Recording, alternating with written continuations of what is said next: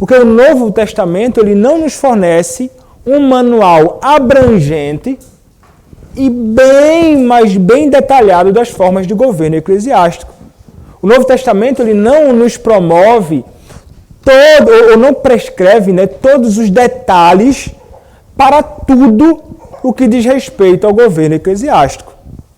O que o Novo Testamento vai nos apresentar bastante são princípios, e princípios esses extraídos da Escritura que devem ser aplicados ao governo.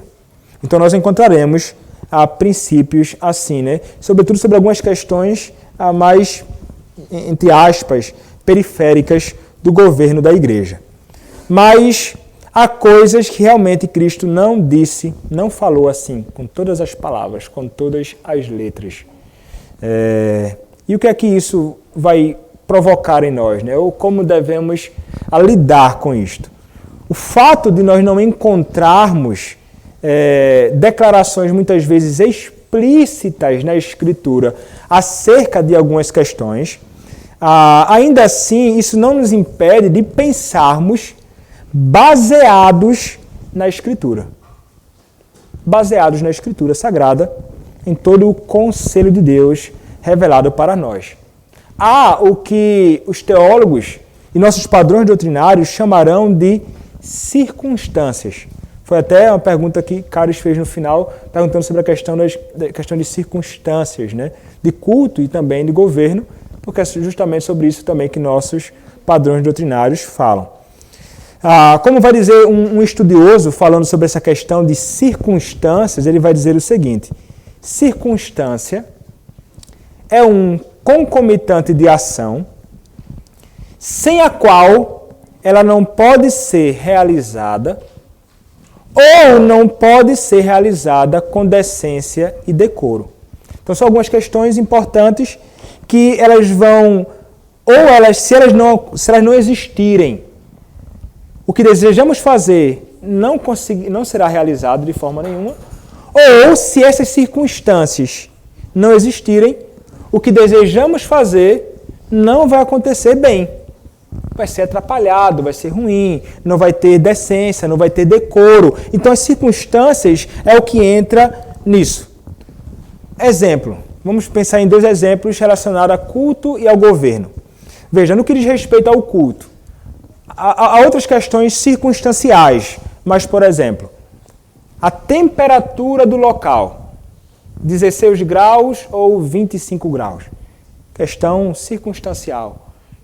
O culto não vai deixar de existir, por exemplo, ou de ser culto simplesmente porque a temperatura ela está mais baixa ou mais alta, não é? Então a questão de temperatura, ainda no que diz respeito ao culto, a disposição dos assentos, se vai ser todo mundo assim enfileirado, se vai ser um de lado do outro, se vai ser não importa muitas dessas questões. Então a disposição dos assentos é uma questão circunstancial, não é? Quais os assentos, como são os assentos, se é de madeira, se é de plástico, se é individual, se é conjunto. E também o horário do culto. Por exemplo, pela manhã, o culto, tem igrejas que começam o culto 9 horas, tem igreja que começa 9h30. Então, há distinções no que diz respeito a isto. Então, há questões circunstanciais no que diz respeito ao culto. Esses são alguns poucos exemplos. No que diz respeito ao governo, nós podemos pensar em algumas questões que também são circunstanciais. Por exemplo, o quórum, o que seria o quórum, né?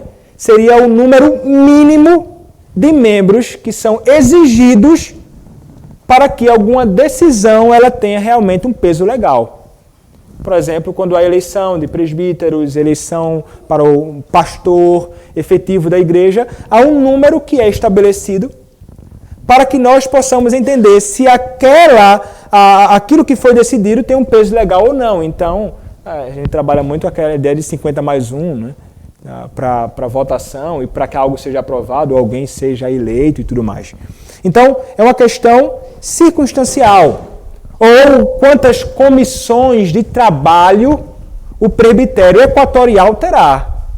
Comissões para educação, comissão teologia, comissão de exame de candidatos, Isso são questões circunstanciais. Não há nada que diga explicitamente que tem de ser dessa forma. Mas, para a decência e para o decoro, para que as coisas caminhem bem, há umas questões que precisam ser determinadas. Então, são questões de circunstâncias. Então, elas, como mencionei anteriormente, várias vezes, né, são questões que não são ditas nas Escrituras. Mas a igreja, ela recebeu o quê? A igreja, ela recebeu a tarefa, unido ao poder, de ordenar e sistematizar baseados na lei, nos princípios, e então, dali, estabelecer uma sistematização para o bom andamento das coisas. Então, a igreja, ela recebe a lei de Cristo, que diz respeito ao culto e ao governo. A Escritura está nos apresentando. Mas a igreja, então, vai pegar a lei e organiza, então, certos detalhes e questões que são indispensáveis para o culto ordenado e também para um governo bem ordenado. Quando nós olhamos para a Confissão de Fé de Westminster, no capítulo 1, na 6ª seção, vai tratar sobre essa questão de circunstâncias. Vai dizer assim, a Confissão de Fé: há algumas circunstâncias quanto ao culto de Deus e ao governo da igreja que são comuns às ações e sociedades humanas, as quais têm de ser ordenadas pela luz da natureza e pela prudência cristã, segundo as regras da palavra, que sempre devem ser observadas.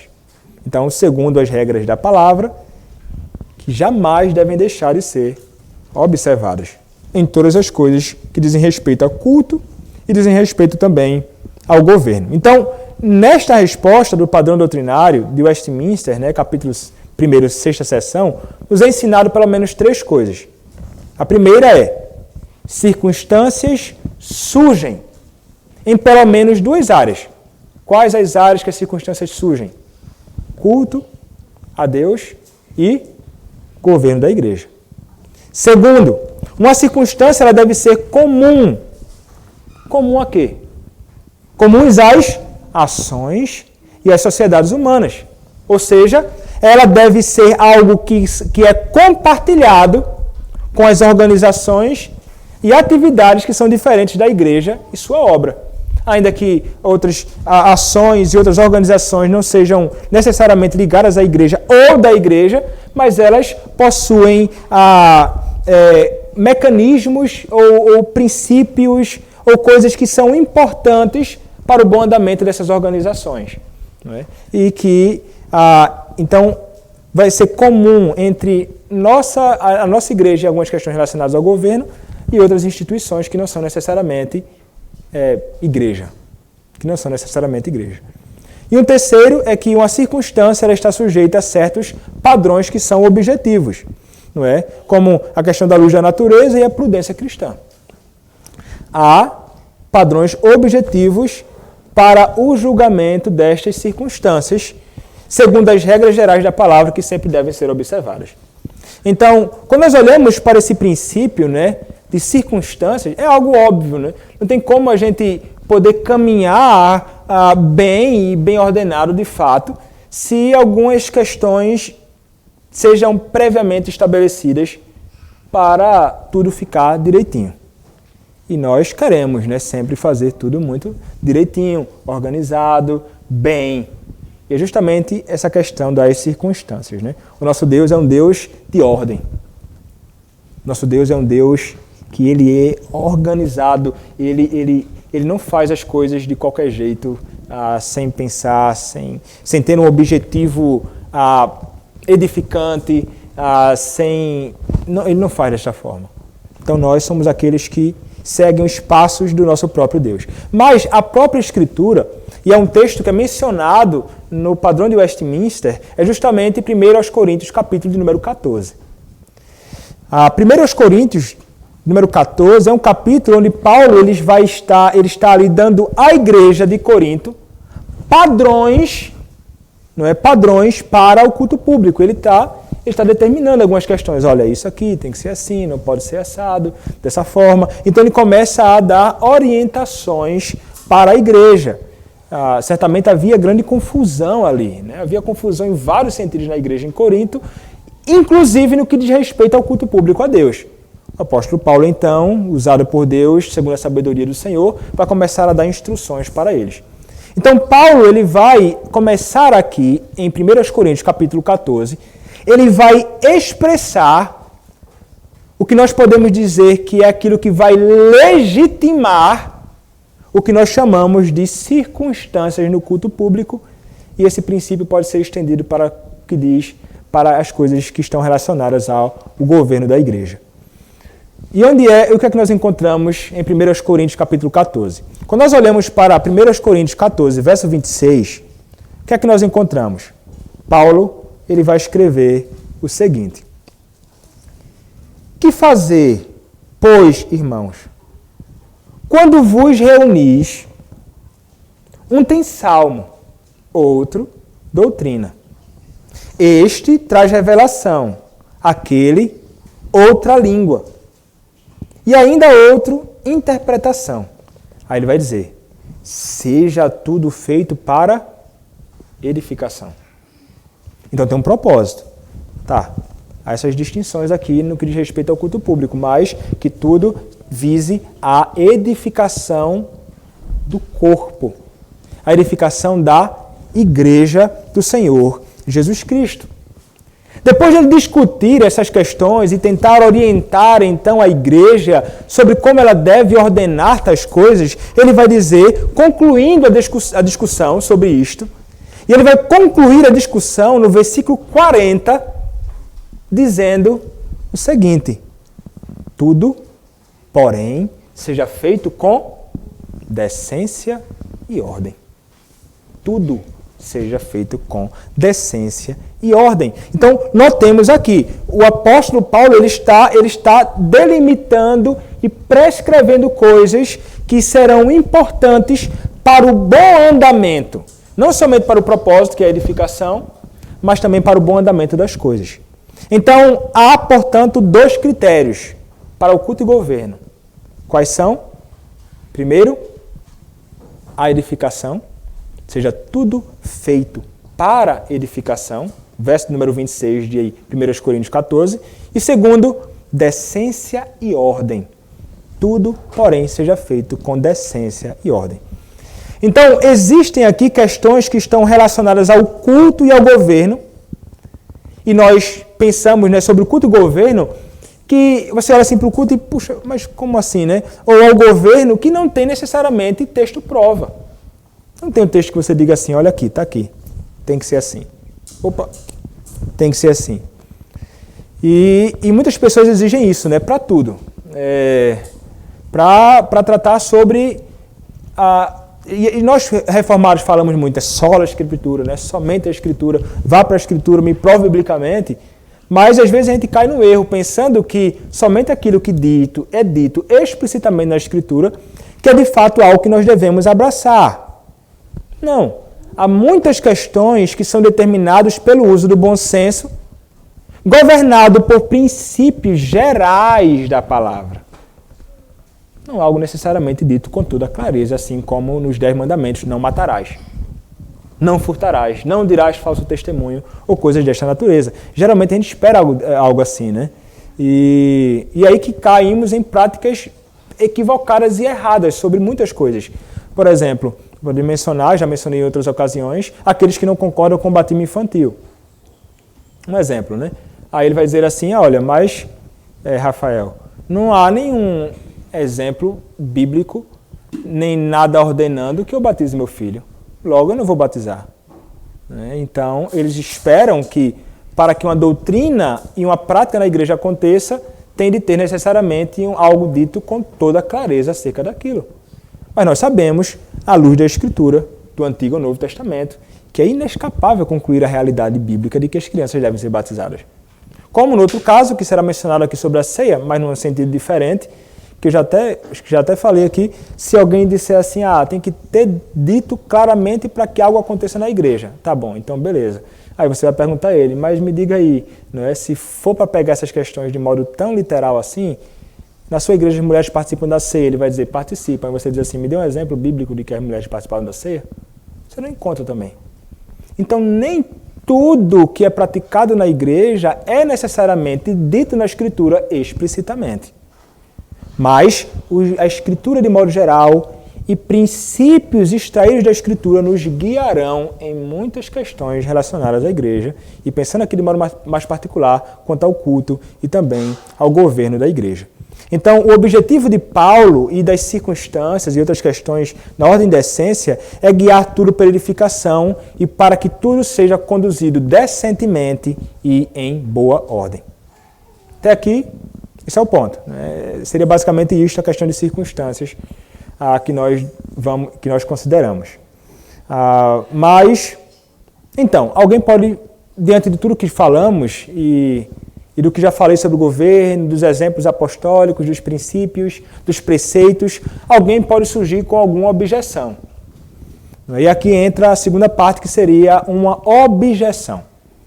Nós falamos que para encontrar o governo que Cristo deu à sua igreja, no último estudo que nós tivemos, devemos o quê? Devemos nos voltar para as Escrituras e procurar nas Escrituras princípios, preceitos e exemplos estabelecidos pelos apóstolos, mas na Escritura. Mas alguém poderia olhar para isto, poderia questionar o seguinte, algumas perguntas, né? Apenas porque os apóstolos fizeram algo e essa ação está registrada no Novo Testamento, devemos concluir que esse exemplo é normativo para nós?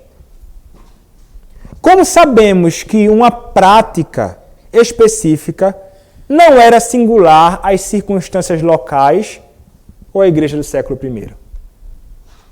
Não deveríamos simplesmente nos ater aos preceitos ou mandamentos que os apóstolos deram à igreja no Novo Testamento? Aos preceitos, né, e mandamentos ditos, né, com clareza. Não deveria ser assim a nossa caminhada no que diz respeito a culto e governo?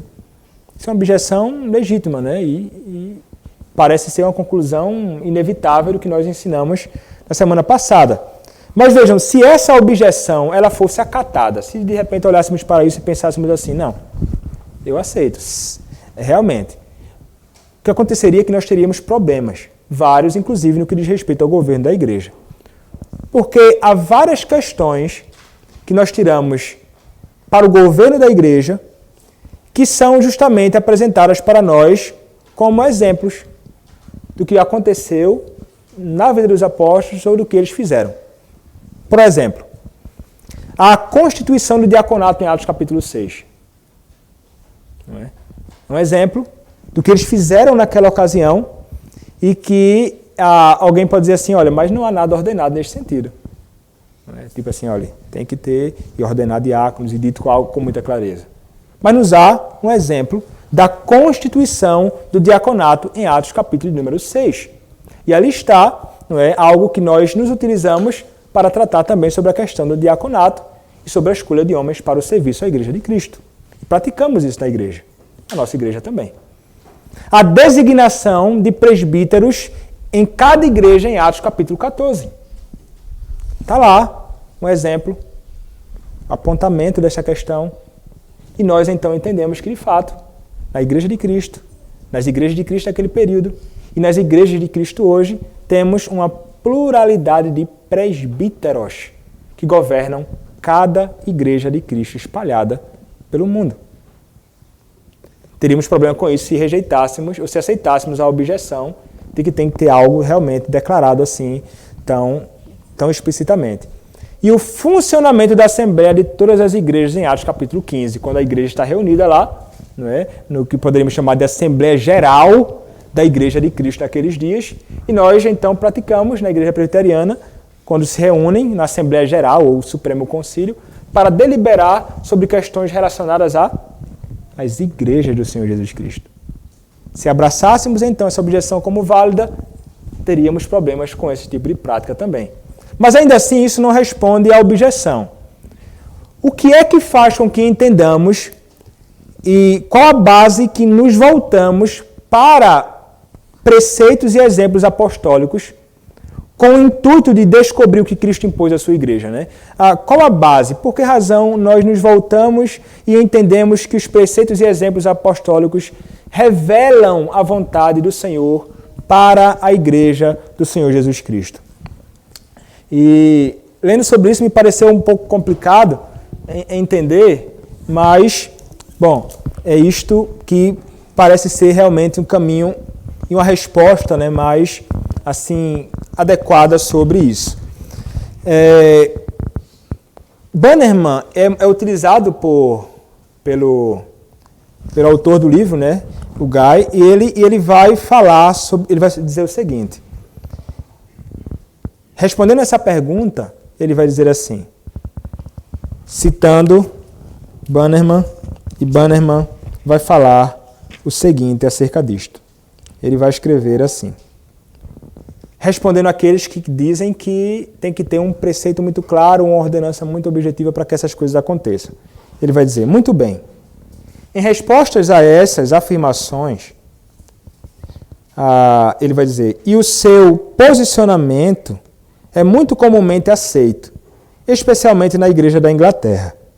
Deve-se observar que os mandamentos bíblicos, os exemplos bíblicos e os princípios bíblicos todos se apoiam, com respeito à sua autoridade, exatamente no mesmo fundamento, e estão sujeitos exatamente às mesmas limitações, com respeito à exigência que fazem quanto à nossa obediência. Aí ele vai falar assim, os mandamentos bíblicos, todos, não são mais obrigatórios para nós, agora, do que são todos os exemplos bíblicos. Ele está dizendo assim, ele vai deixar mais claro, ele vai dizer assim, então, o que faz a diferença não é a aparência de mandamento ou não. Porque se trata de algo que é dito como um mandamento e uma ordem e algo que não é dito como um mandamento. O que nos obriga a sujeitarmos a algo bíblico não é necessariamente porque está em forma de mandamento, em uma ordem explícita. Não é isso. Ele vai dizer assim, não é o uso do modo imperativo em um caso ou o modo indicativo no outro. É dizendo assim, olha, tem que ser assim, não é? Ou indicando que isso aconteceu, ou dessa forma procederam, o indicativo. Ele está dizendo, não é isso que vai determinar se algo pode ou não acontecer na igreja, de forma nenhuma. Um princípio de eterna obrigação pode nos ser transmitido com igual clareza e força em uma passagem que diz, assim e assim tens de agir, e em uma passagem que simplesmente nos diz, assim e assim agiram os apóstolos inspirados. Então, não é simplesmente como que é dito, como a ordem que as coisas devem acontecer na igreja. Os exemplos apostólicos de homens inspirados por Deus nos são também úteis para determinar o modo que nós vamos caminhar na igreja do Senhor Jesus Cristo.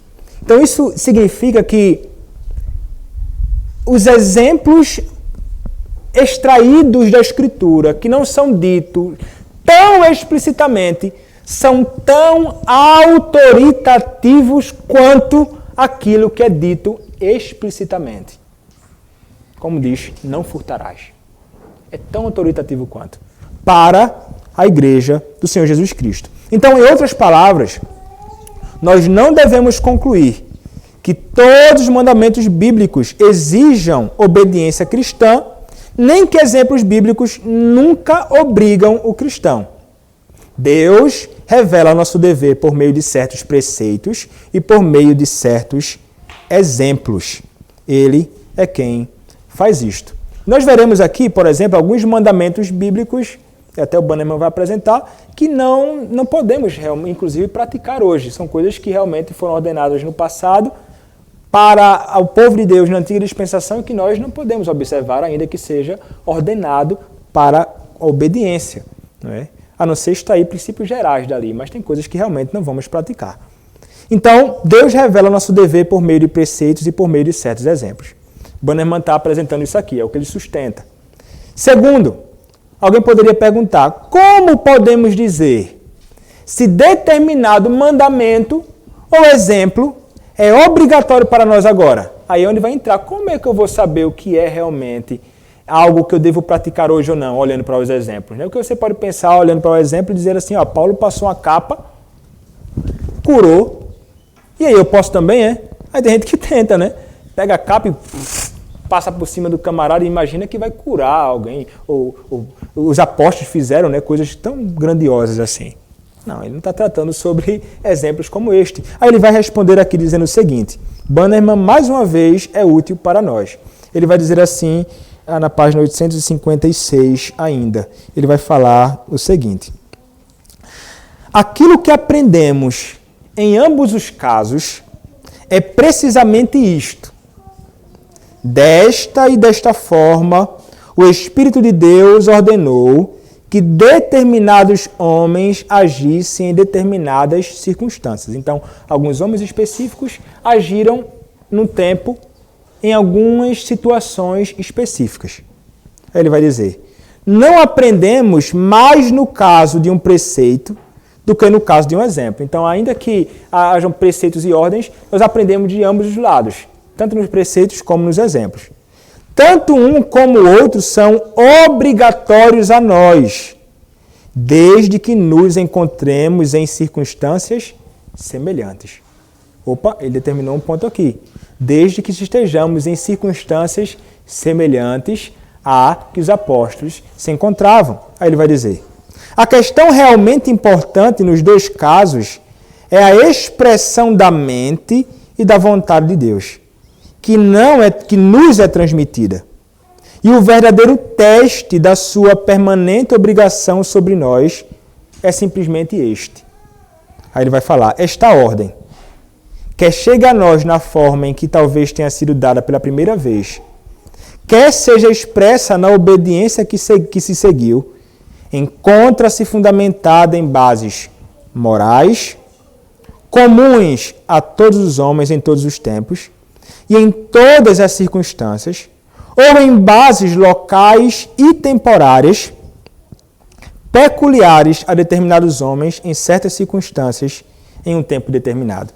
Ele faz uma pergunta, né? O que é que acontece aqui? Resumindo, em outras palavras, esse negócio todo que foi lido aqui. O verdadeiro teste de se um mandamento ou exemplo ele é obrigatório ao cristão é o seguinte. Eu, hoje, estou em circunstâncias semelhantes ao público original. Eu estou em circunstâncias semelhantes às circunstâncias, lembrem-se que nós definimos do que é circunstâncias, semelhantes à situação que os apóstolos em algumas ocasiões passaram.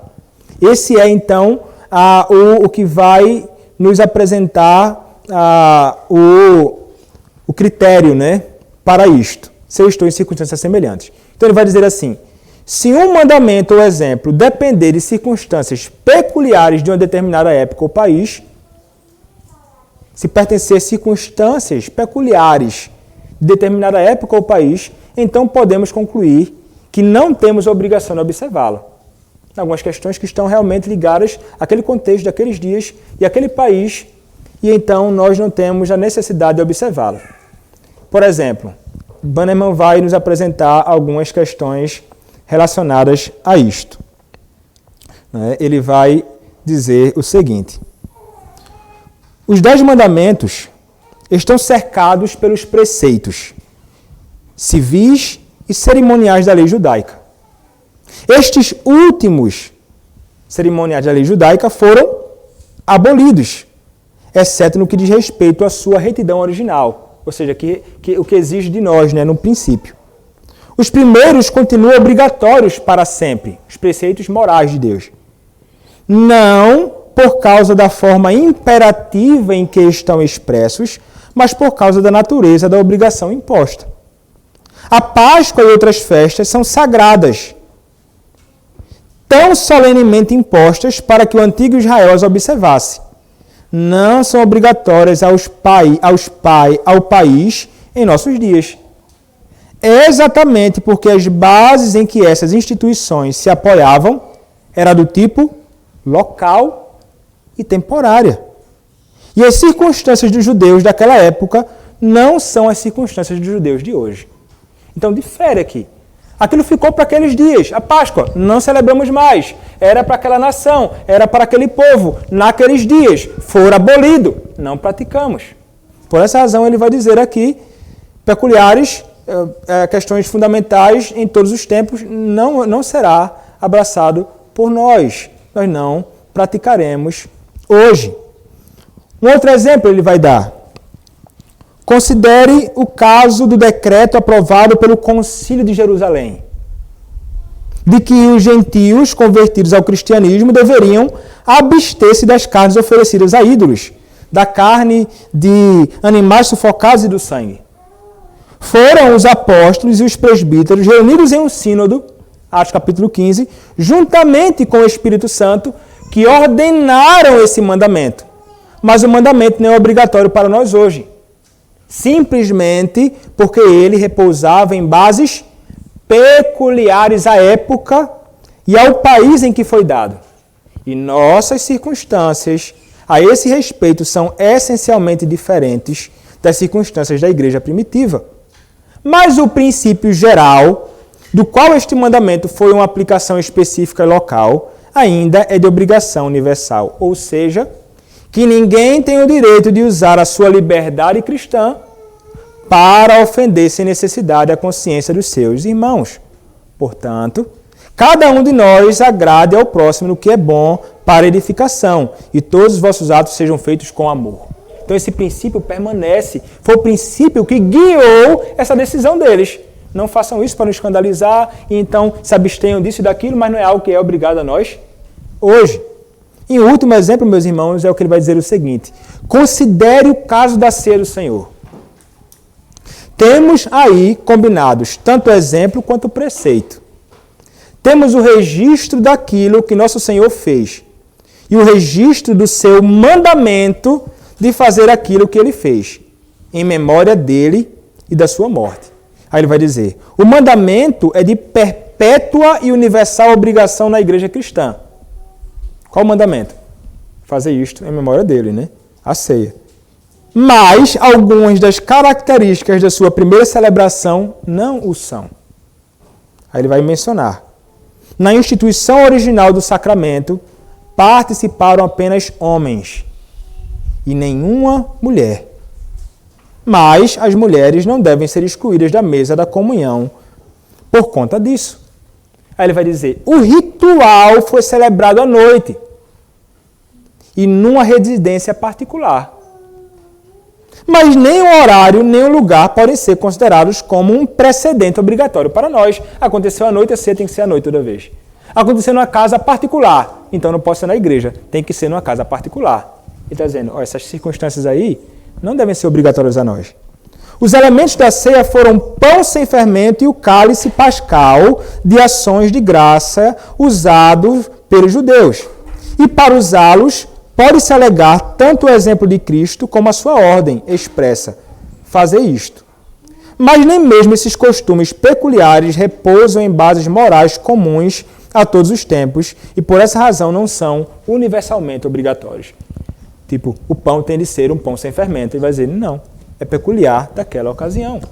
Então, ele tratou aqui, nos apresentando algumas questões que não tem condição de observarmos porque não estamos nas mesmas circunstâncias que aqueles estiveram naqueles dias. Então, o mesmo processo de raciocínio, ele serve para o governo da igreja. Quando vemos os apóstolos estabelecendo e praticando o governo da igreja no Novo Testamento, devemos perguntar se estamos em circunstâncias semelhantes à igreja do século I. Esta é a pergunta que vai surgir. Se estivermos, entendemos que esses exemplos fazem parte do governo que Cristo revelou para a sua igreja. Como nos exemplos que nós vimos relacionados ao diaconato, a eleição de presbíteros em várias igrejas, como a reunião da Igreja de Cristo numa Assembleia Geral para deliberar sobre questões relacionadas à Igreja de Cristo. Mas se não estivermos nas mesmas circunstâncias, o exemplo ele não nos será útil. Não é? E ainda que alguém até pense, né? Mas olha, curaram dessa forma, foi um exemplo prático. Dificilmente nos encontramos nas mesmas circunstâncias. E quando consideramos o princípio geral e o ensino geral da Escritura de que esse tipo de dom, cura, libertação, era algo próprio para os apóstolos daqueles dias e que cessou, né? É que nós então teremos um debate, na verdade, imenso, né? Se entrarmos em questões dessa natureza. Mas o ponto é esse aqui, fechando, meus irmãos, o nosso estudo. Quando vemos os apóstolos repetindo, estabelecendo e praticando o governo da igreja no Novo Testamento, devemos perguntar se estamos em circunstâncias semelhantes à igreja do século I. Se estivermos, entendemos que esses exemplos fazem parte do governo que Cristo revelou para a sua igreja. Então, tanto os preceitos como os princípios, como determinados exemplos, nos são úteis para governarmos a igreja do Senhor Jesus Cristo. Então, concluindo, vimos que Jesus, a única cabeça e rei de sua igreja, impôs sobre sua igreja um governo singular, que Deus é aquele que governa por meio dos apóstolos e que este governo nos é apresentado biblicamente através dos preceitos, princípios e exemplos que encontramos na Escritura do Novo Testamento. E é isso. Nós veremos os desdobramentos disto, né, com mais clareza, tratando sobre casos bem específicos, à medida que nós formos caminhando aí em vários capítulos que ainda temos para estudar sobre o governo da igreja. Mas até aqui, algum irmão tem alguma dúvida?